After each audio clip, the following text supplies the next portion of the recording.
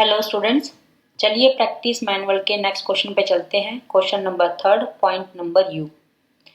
बहुत important question है, ध्यान से आपको करना है। इस क्वेश्चन को स्टार्ट करने से पहले एक बार क्विक ले लेते हैं कि हम अब तक क्या कर चुके हैं और हमारे इस प्रैक्टिस मैनुअल के क्वेश्चंस की जो सीरीज है उसमें चैप्टर 1 में हमें अब कितना हमारा कंसेप्ट रहता है। चैप्टर 1 में ऑलमोस्ट हम 40 to 45 क्वेश्चन आपके साथ अभी तक हम ले चुके हैं, जिसमें आपको देखा होगा तो क्वेश्चन नंबर 1 में सिर्फ एक ही क्वेश्चन था। क्वेश्चन नंबर 2 में ऑन एन एवरेज लगभग 23 क्वेश्चन थे। क्वेश्चन नंबर 3 में भी बात करूं तो ऑलमोस्ट मोर देन 20 क्वेश्चन हैं इसमें भी, जो आपकी सीरीज चली हुई है। सबसे लास्ट यू पॉइंट ही ऐसा क्वेश्चन है जो सबसे इंपॉर्टेंट है, बाकी हमने सब कर लिए हैं आपके साथ कवर। रही बात बाकी क्वेश्चनों की, question number 4 to question number 10, यानी कि ऑलमोस्ट आपके 7 क्वेश्चन। ये 7 क्वेश्चन कंप्लीट आपके चैप्टर को कवर करते हैं, जो हम ऑटोमेटिकली आपके साथ पहले ही कर चुके हैं। जैसे इन्वायरमेंट स्कैनिंग को एक्सप्लेन करो, माइक्रो इन्वायरमेंट को एक्सप्लेन करो, मैक्रो इन्वायरमेंट को एक्सप्लेन करो, ये सब सीरीज में हमने ले लिया है। हमारा प्रैक्टिस मैनुअल के हर तरीके से हर क्वेश्चन कंप्लीट हो गया। यदि ऑफिशियली देखें तो आज का लेक्चर लास्ट लेक्चर है प्रैक्टिस मैनुअल के चैप्टर नंबर 1 का। प्रैक्टिस मैनुअल डाउनलोड कर लीजिए ICI से, आपको डेफिनेटली पता चल जाएगा, आपको कहीं दिक्कत नहीं आएगी। इन छोटे क्वेश्चनों में सबसे ज्यादा दिक्कत आती है, ट्रू फॉल्स आ जाता, MCQ आ जाता या अटेम्प्ट करना या आ जाता तो आपको थोड़ी परेशानी होती, जिसको मैंने आपको अलग से सभी क्वेश्चनों को बहुत डिटेल में समझा दिया है। ठीक है, जो बहुत इंपॉर्टेंट क्वेश्चंस थे उनको हमने बहुत छोटे छोटे पार्ट बना के, जैसे आपने देखा भी होगा 14 मिनट्स 7 मिनट्स, इन छोटे छोटे पार्ट्स में डिवाइड करके आपको वो क्वेश्चंस दिए हैं, जिससे आपका कंसेप्ट बहुत पक्का हो जाए और पेपर के टाइम पे आप दोबारा भी उनको देख पाओ। तो क्वेश्चन नंबर यू पॉइंट पे चलते हैं। That is very important topic. क्या कहता है? Analyse the following cases in the context of Michael porter 5 forces model. इसको हमने डिटेल में यूट्यूब चैनल पर मैंने पहले ही अपलोड कर दिया है लेक्चर, उसको देखेंगे तो बहुत डिटेल में आपको समझ में आ जाएगा। लेकिन यहाँ क्वेश्चन कहता है a supplier has a large base of customer. आपको करना क्या है इस क्वेश्चन में? पोर्टर जी के 5 फोर्सेस जो मॉडल है उनमें से आपको पहचानना है कि फर्स्ट पॉइंट में कौन सा ऑप्शन आप यहाँ पर लेंगे। जैसे आपके पहला था threat of new entrance, bargaining power of supplier, bargaining power of customers, substitute product. तो इन चीजों से आपको यहाँ पहचानना है कि फर्स्ट पॉइंट में आप कौन से माइकल पोर्टर के मॉडल को रेफर करते हैं। ये कहता है कि सप्लायर के पास कस्टमर बहुत ज्यादा हैं, सप्लायर के पास कस्टमर बहुत ज्यादा हैं, तो दैट मीन्स आप आंसर क्या देंगे कि bargaining power of supplier increase हो गई। दैट मीन्स यहां पर कौन सा मॉडल आया माइकल जी का? Bargaining power of supplier. और वो भी क्या हुआ है? Bargaining power of supplier increase हुआ है, क्योंकि यदि सप्लायर के पास कस्टमर ज्यादा हैं, बेचने वाले के पास, आप सोच के देखो, आप किसी दुकानदार के पास जाते हो, उसके पास बहुत भीड़ लगी हुई है कस्टमर्स की, तो उसकी बार्गेनिंग पावर स्ट्रोंग होगी ना। सप्लायर की बार्गेनिंग पावर स्ट्रोंग होगी, वो मन चाहे दाम पर चीजों को बेचेगा। ठीक है, उसके पास एक दो कस्टमर आते तो किसकी स्ट्रोंग होती bargaining power? That means customer की। तो यहाँ बहुत ध्यान से देखना पड़ेगा किसकी पावर ज्यादा है। यहाँ सप्लायर की पावर ज्यादा है, तो यहाँ हम कहेंगे बार्गेनिंग पावर सप्लायर आपकी क्या है? इंक्रीज हो जाएगी ऐसे केस में जहां पर सप्लायर के पास कस्टमर ज्यादा रहते हैं। सेकंड केस देखिए, a manufacturer of sports goods has the advantage of economics of large scale production.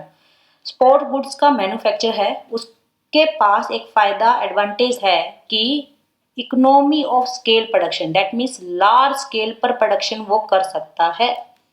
तो ऐसे केस में मैन्युफैक्चरर बहुत बेटर पोजीशन में है जितने भी उसके आसपास के कंपेटिटर्स होंगे, जितने भी आसपास के कंपेटिटर्स होंगे। क्यों? क्योंकि उसकी लार्ज स्केल की प्रोडक्शन है। जैसे एग्जांपल हो चाइना, लार्ज स्केल पे प्रोडक्शन करता है तो अपने सारे कंपेटिटर्स में आगे है या नहीं है? तो वही चीज यहाँ पर लिंक करके चलेंगे चाइना को।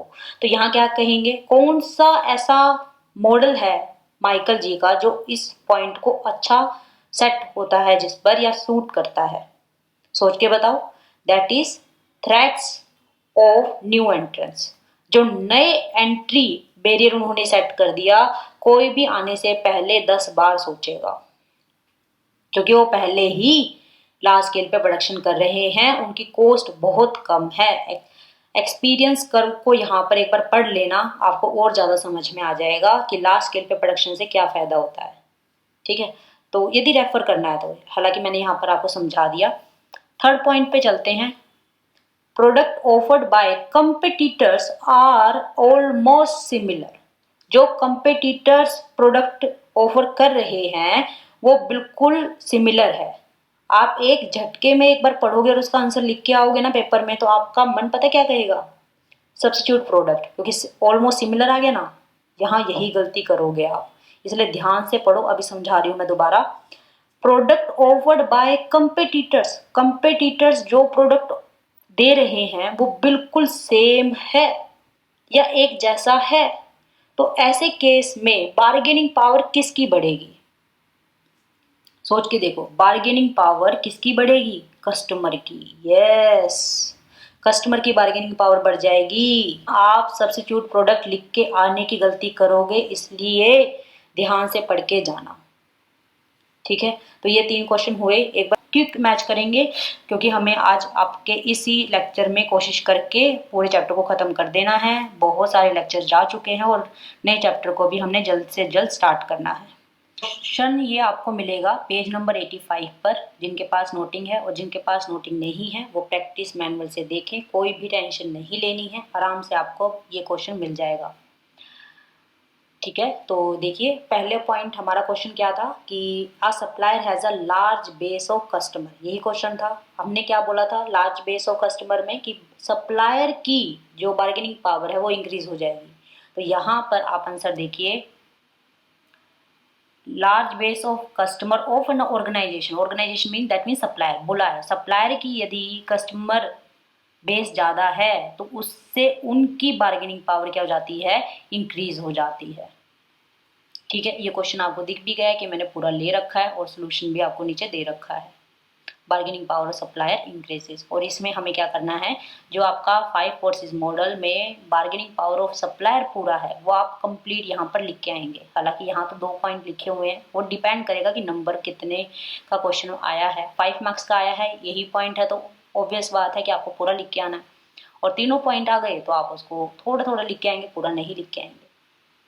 नेक्स्ट क्वेश्चन था आपका कि manufacture of a sport goods has a advantage of economics of scale production. Large scale production का एडवांटेज है मैन्युफैक्चर के पास, तो इसके कारण क्या हुआ, थ्रेट ऑफ न्यू एंट्रेंस क्या हो गया, आपका रिड्यूस हो गया। राइट, तो यहाँ देखिए threat of new entrance gets reduced, लिखा समझ में आ गया यहाँ पर। चलो थर्ड पॉइंट पे चलते हैं। Product offered by competitors are almost similar, ये मैंने पहले बताया कि सब्स्टिट्यूट प्रोडक्ट नहीं लेना है, आपको बार्गेनिंग पावर ऑफ कस्टमर यहाँ पर लेना है कि बार्गेनिंग पावर कस्टमर की क्या हो जाएगी, इंक्रीज हो जाएगी। Bargaining power of customer will be more, that means increase. या आप ये कह सकते हैं राइवल्स की बार्गेनिंग पावर क्या हो जाएगी, कम हो जाएगी। ठीक है, एक ही बात है, दोनों वर्ड पकड़ के जाना पेपर में, लेकिन सब्स्टिट्यूट प्रोडक्ट नहीं आएगा। तो ये क्वेश्चन यहाँ पर कंप्लीट होता है। मैं समझूँ आपको समझ में आया। कोई भी परेशानी कोई भी प्रॉब्लम हो तो प्लीज़ आप कमेंट बॉक्स में लिख दीजिए इस क्वेश्चन से रिलेटेड, तो मैं आपका उसका सोल्यूशन और मैक्सिमम हेल्प करने की आपकी मैं कोशिश करूँगी। अभी चलते हैं आपके साथ, ये हमने किया था यू पॉइंट, और नेक्स्ट वी पॉइंट देखिए। The environment has many different influences, environment के बहुत सारे अलग अलग इन्फ्लुएंसेस हैं। ये तो बिल्कुल सही बात है, क्योंकि इन्वायरमेंट का सबसे ज़्यादा इन्फ्लुएंस तो इन बिजनेस पर पड़ता है, right. But it is very difficult for the manager to make sense of these influences, लेकिन ये बहुत डिफिकल्ट है मैनेजर के लिए कि इन सब इन्फ्लुएंसेस से कंक्लूजन निकाल पाए। क्यों ऐसा, इसको एक्सप्लेन करना है। ये डिट्टो क्वेश्चन हमने अपने कंसेप्ट के लेक्चर में लिया था, एक बार आपको दिखा देती हूँ मैं कहाँ पर आपको मिलेगा। ये कंसेप्ट नंबर 9 में मैंने आपको एक्सप्लेन किया था, ये पेज नंबर 87 पर आपको है। और पूरा हेडलाइन आप क्वेश्चन का देखेंगे तो बिल्कुल सेम मिलेगा। The environment has many different influences but it is very difficult for the manager to make sense of these influences why. तो ये पूरा एक्सप्लेनेशन है, दोबारा से मैं बिल्कुल एक्सप्लेन नहीं कर रही हूँ, लेकिन आपकी इजीनेस के लिए डिस्क्रिप्शन बॉक्स में इसका लिंक आपको दिया गया है, तो आप वहाँ पे क्लिक करेंगे तो आराम से आपको इसकी डिटेल एक्सप्लेनेशन मिल जाएगी। ठीक है, क्योंकि हम पहले ही इसको कर चुके हैं, पूरा क्वेश्चन है और कुछ नहीं है।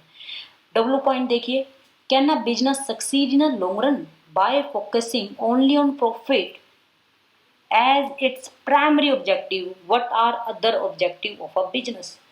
ये भी आपका क्वेश्चन बहुत बार हम ले चुके हैं, इन्हीं सीरीज में भी हमने कई बार इसको डिस्कस किया है कि यदि किसी भी बिजनेस को लॉन्ग रन में चलना है तो सिर्फ प्रॉफिट को वो फोकस में लेके नहीं चल सकते, क्योंकि आज के समय में मल्टीपल ऑब्जेक्टिव को साथ में लेके चल के ही कोई भी मॉडर्न एंटरप्राइज आगे बढ़ सकती है। तो क्या करना है ना, 5 के 5 ऑब्जेक्टिव को आपको एक्सप्लेन करना है, survival, stability, growth, efficiency and last then profit.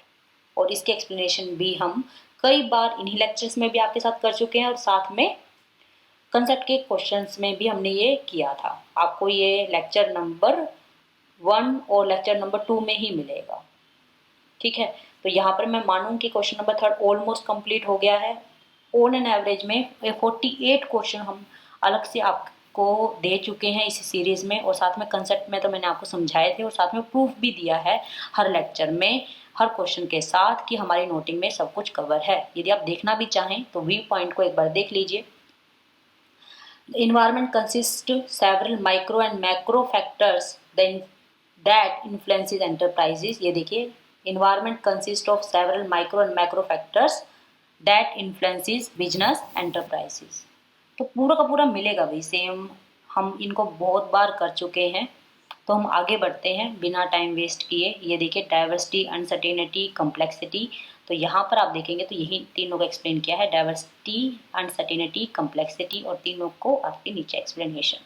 ये सब समझा चुके हैं आपको अच्छे से, आपको मिलेगा लेक्चर में, बल्कि एक्स्ट्रा ही लिखा हुआ है। ये देखिए, डाइवर्सिटी में सिर्फ और सिर्फ 2 लाइनें हैं, यहाँ देखिए आपको बुलेट पॉइंट काफ़ी अच्छे मिल जाएंगे। ठीक है, ओके। और डब्ल्यू पॉइंट तो हमने लास्ट लेक्चर में ही ये परस्यू मल्टीपल ऑब्जेक्टिव की लाइनें आपके साथ की थी। तो कोई ऐसा ना माने जो फर्स्ट टाइम इस लेक्चर को देख रहा है बाय चांस से और उसको ऐसा लगे कि ये तो भागा रहे हैं। पहले लेक्चर्स में बहुत ले चुके हैं, ऑन एन एवरेज में 19 वीडियोस तो कंसेप्ट की वीडियोस हैं, और ये भी आपकी 17-18 वीडियो होगी प्रैक्टिस मैनुअल की। इतना लेंथी हमने चैप्टर 1 कर लिया है कि अब कोई भी क्वेश्चन आएगा आप आराम से कर पाओगे। सर्वाइवल, स्टेबिलिटी, ग्रोथ, एफिशिएंसी, ये तो हमने कंसेप्ट के लेक्चर में किया ही हुआ है। तो हम बढ़ते हैं आगे। क्वेश्चन नंबर 4 देखिए, माइक्रो इन्वायरमेंट ऑफ बिजनेस। ये आपको मैं बता देती हूँ, लेक्चर नंबर आपको मिलेगा ये 6 या 7 में मिलेगा। पूरा माइक्रो इन्वायरमेंट एक्सप्लेन है। प्लेलिस्ट में जाइए चैप्टर नंबर 1 की, उसमें लेक्चर नंबर 6 और 7 को देख लीजिए। सब पार्ट बना हुआ है 2। लेक्चर नंबर 6 के 2 सब पार्ट मिलेंगे, सब पार्ट 1, सब पार्ट 2 के नाम से। थंबनेल में देखेंगे आराम से मिल जाएगा, पूरा डिट्टो सेम है। नेक्स्ट चलते हैं क्वेश्चन नंबर 5 पर, strategic response for a globalization. इसका भी लिंक आपको मैं डिस्क्रिप्शन में आपको मिलेगा, तो आप जाकर उसको विजिट कर सकते हैं क्वेश्चन नंबर 5 पर। नेक्स्ट क्वेश्चन नंबर 6 है, strategic responses to business environment. तो ये लेक्चर भी आपका ऑन एन एवरेज में अप्रोक्स 10th लेक्चर होगा। तो 10th लेक्चर में आप देखेंगे तो वहाँ आपको मिल जाएगा, 9th या 10th मिलेगा फॉर श्योर। ठीक है, आगे पीछे देख लेना, प्लेलिस्ट में जरूर मिलेगा आपको, ये मैंने आपको एक्सप्लेन किया हुआ है, पूरा डिट्टो सेम ही मिलेगा। नेक्स्ट है 5 फोर्सेस मॉडल, पूरा 1 आवर का ऑन एन एवरेज में एक लेक्चर गया हुआ है, तो ये भी आपको हमने एक्सप्लेन करवा रखा है। Question number 7। Next question number 8 क्या कहता है, explain the need for a business organization to scan the environment on a continuous, discuss the contemporary development in the business environment. तो ये आपको एक्स्ट्रा क्वेश्चंस में दिखेंगे, इसका भी आपको प्लेलिस्ट में मिल जाएगी जो क्वेश्चंस हमने लिए हुए हैं। नेक्स्ट पे चलते हैं आपके साथ, इन्वायरमेंट को एक्सप्लेन कीजिए। What is environment, briefly explain macro environment factors. Macro environment में पूरा का पूरा आपका डेमोग्राफिक, इकोनॉमिक, पॉलिटिकल, या फिर ग्लोबलाइजेशन, सब इतना बड़ा क्वेश्चन पेपर में नहीं आएगा। अब यहाँ दे रखा है तो क्योंकि पूरा चैप्टर उनको कवर करना होता है, इसलिए यहाँ भी देखो एक्सप्लेनेशन में भी पूरा नहीं लिया। क्या लिया? स्टूडेंट्स में ब्रीफली एक्सप्लेन दी अबव, क्या है, इनको अच्छे से एक्सप्लेन कर लेना। Next last question, technological factor. Technological factor आपको ये देखिए टेक्नोलॉजिकल इन्वायरमेंट के अंदर ही पूरा का पूरा एक्सप्लेन किया हुआ है। ऐसे घबराना मत कि क्वेश्चन बिल्कुल अलग हुआ, तो ये क्वेश्चन डिट्टो मैंने जैसे आपको पहले क्वेश्चंस करवाए हैं उसमें मैंने पूरी नोटिंग में दिखाया, ये क्वेश्चन बिल्कुल ऐसे ही ये क्वेश्चंस हमने समझे हुए हैं। ये तो जस्ट आपके प्रूफ के लिए, आपके सेटिस्फेक्शन के लिए अलग से सीरीज स्टार्ट की गई थी। Do you think that competition is always bad for organization? ये आपके कंपेटिटर्स लेक्चर नंबर 6 या लेक्चर नंबर 7 में सब पार्ट 2 में मिलेगा। लेक्चर नंबर 6 सब पार्ट 2 में मिलेगा आपको कंपेटिटर्स के नाम से। तो कंपेटिटर्स में ये बिल्कुल डिट्टो ये वाली चीज एक्सप्लेनेशन में है। रही बात पोर्टर 5 फोर्सेस मॉडल की, can deal with the competition, तो ये आपको 5 फोर्सेस मॉडल में मिलेगा और उसकी प्रेजेंटेशन भी वहीं पर समझाई गई है। तो डोंट वरी कि किस तरीके से लिखना है। यदि फिर भी आपको कहीं दिक्कत आती है तो आई एम ऑलवेज देयर, आप एक बार लिख देंगे, बस क्वेश्चन रेफर कर देना, मैं उसकी वीडियो आपको अपलोड कर दूंगी, डेफिनेटली कर दूंगी। आप देखें तो सही लेक्चर्स को। तो यहाँ पर फाइनली आपका लेक्चर्स के साथ चैप्टर नंबर 1 पूरे अच्छे तरीके से कंप्लीट हो चुका है। यहाँ भी आप देखेंगे तो ये सब क्वेश्चन हमने लिए हुए हैं